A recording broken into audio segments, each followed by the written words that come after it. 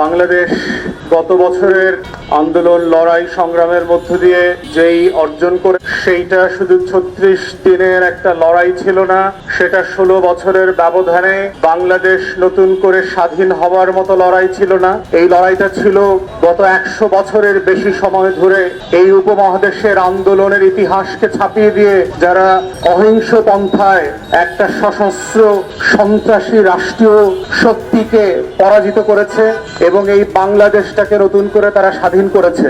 আজকে ঐকমত্য কমিশনে আমরা যারা দিনের পর দিন, মাসের পর মাস এবং সপ্তাহের পর সপ্তাহ ধরে বিভিন্ন সংস্কার প্রস্তাব দিয়েছি এবং সেগুলা পাশ করবার জন্য আমরা আলোচনা করেছি, তর্ক বিতর্ক করেছি। আজকে সেই সনদ স্বাক্ষর করবার জন্য যে প্রায় চূড়ান্ত ড্রাফট তৈরি হচ্ছে, কিন্তু আমরা যে আলোচনাটা এখনো করতে পারিনি সেটা হচ্ছে এটা বাস্তবায়ন কিভাবে হবে। আমরা জানতে পেরেছি যে আগামীকালকে জুলাইয়ের ঘোষণাপত্র দেয়া হবে সংসদের প্লাজাতে এবং সেখানে রাজনৈতিক দলগুলোর উপস্থিতিতে মাননীয় প্রধান উপদেষ্টা সেটা ঘোষণা করবেন। কিন্তু সেই ঘোষণাপত্রটা কোথায় চূড়ান্ত হলো? যারা সকলে মিলে বাংলাদেশে লড়াই করেছে গত ১৬টা বছর, ১৭টা বছর, গত ৩৬ দিনের আন্দোলনের যে ফল তারা ঘলে তুলে দিয়েছিল, যাদের কৃপা এবং আহ্বানে আপনারা আজকে রাষ্ট্র পরিচালনার দায়িত্ব পেয়েছেন, আপনারা সিম্পলি ভুলে গেলেন কাদের সাথে কথা বলে পরামর্শ করে জনগণের সম্মতির উপরে ভিত্তি করে একটা ঘোষণাপত্র চূড়ান্ত করতে হবে। ঠিক একইভাবে আমরা দেখতে পাচ্ছি জুলাই সনদের ব্যাপারেও বলা হচ্ছে আগামী সংসদ নাকি ২ বছর পরে নির্বাচিত হবার মধ্য দিয়ে তারা এটা বাস্তবায়নের দায়িত্ব নেবে। তাহলে আগামী সংসদই যদি দায়িত্ব নেয় ২ বছর পরে তারা এটা বাস্তবায়ন করবে, তাহলে সেই সনদের স্বীকৃতি এবং ঘোষণাপত্রের একমত হবার প্রয়োজন কেন কমিশনে হলো? এটা তো সিম্পলি পুরো আলোচনাটাই সংসদে আমরা দিয়ে দিতে পারতাম।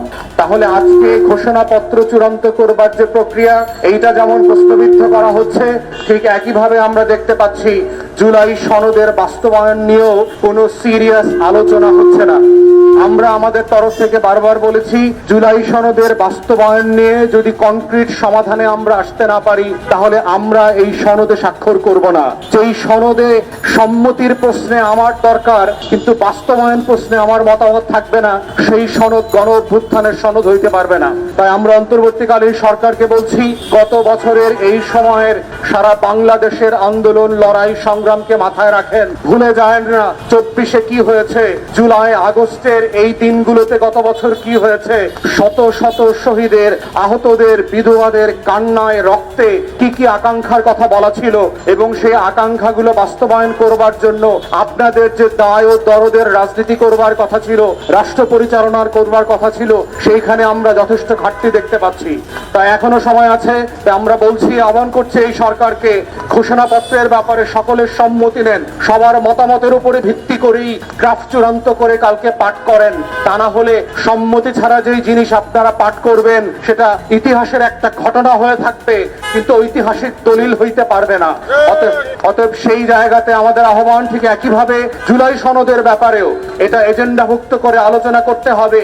যেই বিষয়গুলোকে আমরা দ্বিমত সত্য অনেকেই একমত হয়েছি সেগুলো বাস্তবায়নের প্রক্রিয়া কি হবে, কোন প্রক্রিয়ার মধ্য দিয়ে এগুলো ইমিডিয়েটলি বাস্তবায়ন করতে পারবে এই সরকার এবং আগামীর নির্বাচিত সরকার। এটা নিয়ে কোনো ঘাপলা করবার চেষ্টা করলে যেটা হবে, আপনারা গণ অভ্যুত্থানের বিপক্ষে গিয়ে দাঁড়াবেন, ১৪০০ শহীদের বিপক্ষে গিয়ে দাঁড়াবেন, যেইটা এই আগস্ট মাসের ৪ তারিখের ৫ তারিখের কার্যক্রম হতে পারে না। তাই সেই বাস্তবতার আহ্বান জানিয়ে অন্তর্বর্তীকালীন সরকারকে বলছি, যারা যারা এই দায়িত্ব পালনের জন্য অর্পিত যে দায়িত্ব ছিল সেটা পালন করছেন না, দয়া করে please come back to your senses. এই কাজগুলো ভালোভাবে করেন। দরদের এবং দায়ের যে রাজনীতির দায়িত্ব আপনারা নিয়েছেন সেটা ডিসচার্জ করেই আপনারা ক্ষমতা থেকে চলে যাবেন, এই আহ্বান রেখেই আমার বক্তব্য এখানে শেষ করছি।